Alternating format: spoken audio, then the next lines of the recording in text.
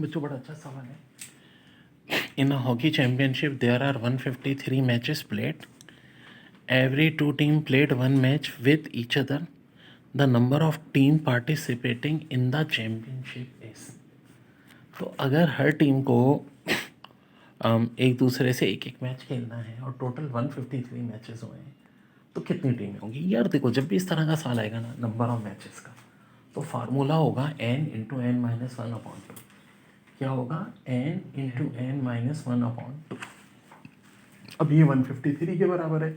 एक तरीका तो है हम क्वाड्रेटिक इक्वेशन लगाएं। उससे ज़्यादा आसान तरीका है कि यार ऑप्शन की मदद ले लें, उसमें ज़रा आसान होता है। अब जैसे कि 16, 17, 18, तो 18 लेके देखते हैं।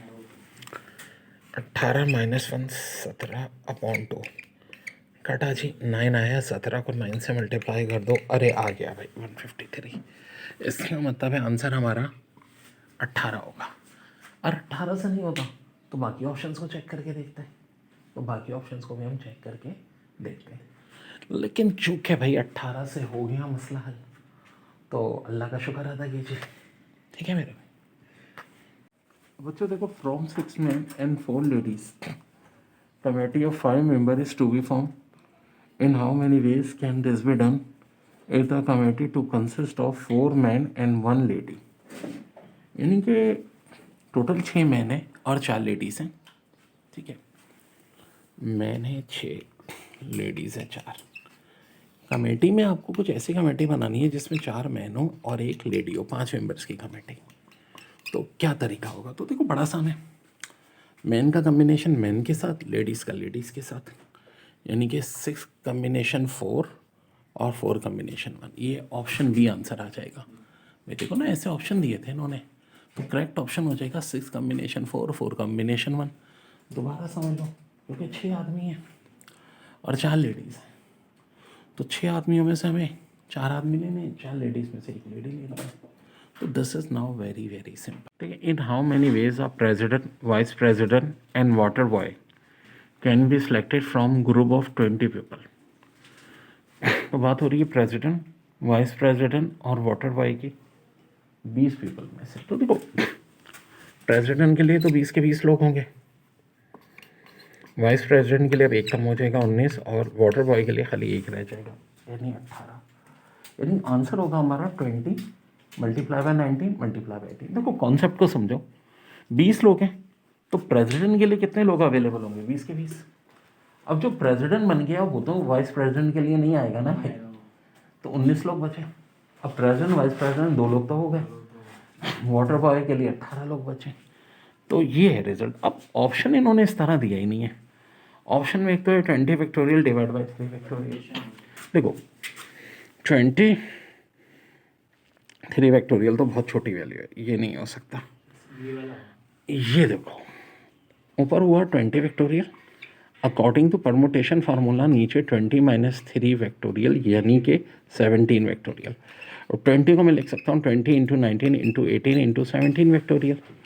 नीचे भी 17 फैक्टोरियल है, बड़ा अच्छा साल है, बहुत बार रिपीट हुआ है जी। यही आ रहा है 20 इंटू 19 इंटू 18, जो कि आना चाहिए। तो आंसर हो जाएगा ऑप्शन बी।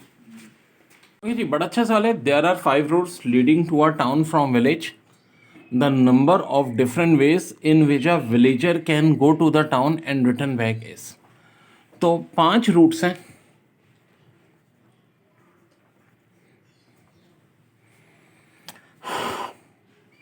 विलेज से टाउन तक जाने को और वापस आने को। तो पहले तो मर्जी हो, 5 रूट्स में से किसी भी जा सकता है। अब फर्ज करो गया 1 से, वापस भी 1 से आया, लेकिन ये भी तो हो सकता है गया 1 से था, वापस 2 से आया हो, या 3 से आया हो, या 4 से, या 5 से।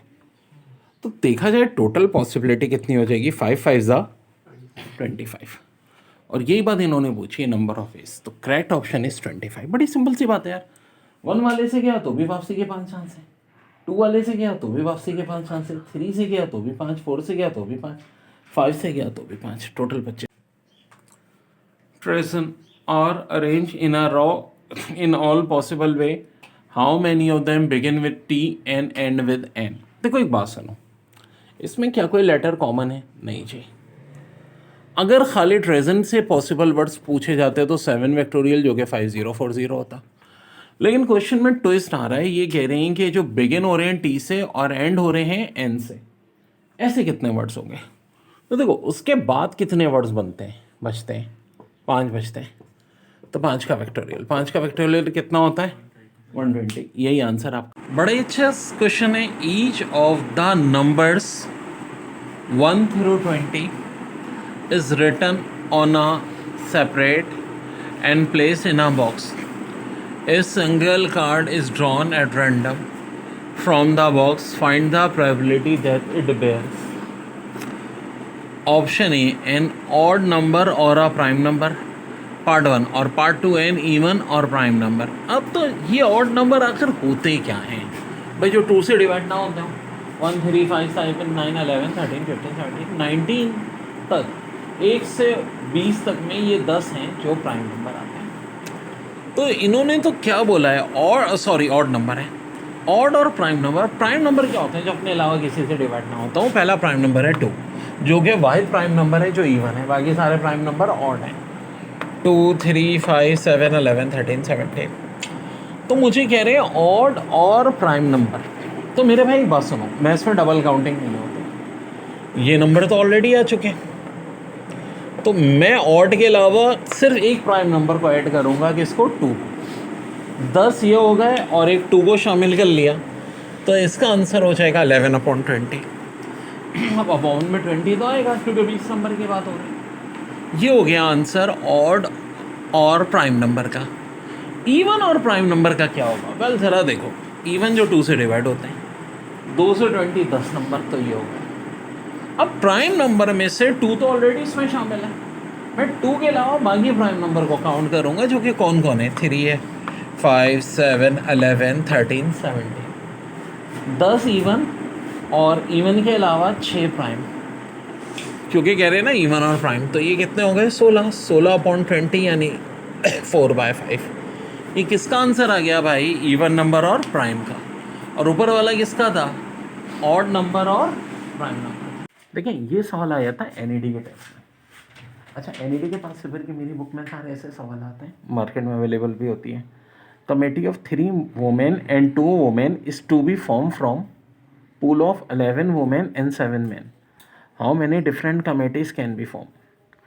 अब 3 वुमेन आपको चाहिए 11 वुमेन में से, 2 मैन चाहिए 7 मैन में से, तो कमेटी कितनी की बनेगी। तो सीधी सादी बात है यार, 11 वुमेन में से 3 चाहिए, 11 कम्बिनेशन 3, मेल 7 में से 2 चाहिए, 7 कम्बिनेशन 2, प्रोडक्ट ले लो, आंसर आ जाएगा। अब मसला ये है कि सिवाय एनईडी के ये सवाल और कहीं नहीं आता। क्यों नहीं आता, क्योंकि सिर्फ एनईडी है, कैलकुलेटर वाला हुआ है। एनईडी में हम कैलकुलेटर की मदद से कर लेंगे इस सवाल को। अब बाकी यूनिवर्सिटीज़ में आएगा नहीं, तो बाकी यूनिवर्सिटी वाले टेंशन में नहीं। जिन यूनिवर्सिटीज़ में नर्स वगैरह में ज़ाहिर है क्योंकि कैलकुलेटर अलाउ नहीं, एनईडी के अलावा बाकी कहीं, तो ऐसे सवाल आते भी नहीं हैं। और जहाँ ऐसे आते हैं तो फिर मैं कैलकुलेशन की तरकीबें भी बता देता हूँ, यहाँ टेंशन लेने की ज़रूरत नहीं है। ओके बच्चों, प्रोबेबिलिटी आखिर होती क्या है भाई। देखो, अगर पूछेंगे साल में 31 डेज कितने महीनों के होते हैं, या प्रोबेबिलिटी साल में 31 डेज होने के महीनों की प्रोबेबिलिटी, तो देखो जनवरी मार्च मई जुलाई अगस्त अक्टूबर दिसंबर, ये 7 महीने जिनमें 31 डेज होते हैं। जनरल नॉलेज के लिए ऐसे भी हैं हमें कि भाई 7 महीने जिनमें 31 डेज होते हैं। तो प्रोबेबिलिटी 31 डेज होने की एक महीने में क्या हो जाएगी, 7 तो ऊपर आ जाएगा क्योंकि 7 महीने। अब साल में टोटल कितने महीने होते हैं, 12, तो हो जाएगी 7/12। अब मेरे भाई बढ़िया है बात, कोई पूछे प्रोबेबिलिटी ना होने की, यानी डैश, इवेंट का डैश, कॉम्प्लीमेंट, तो सीधी सादी बात है, प्रोबेबिलिटी में मैक्सिमम 1 होता है। जैसा परसेंटेज मैक्सिमम 100 होती है, प्रोबेबिलिटी मैक्सिमम 1 होती है। 1 में से माइनस कर दो 7/12, ये आ जाएगा 5/12, और यही आपका आंसर।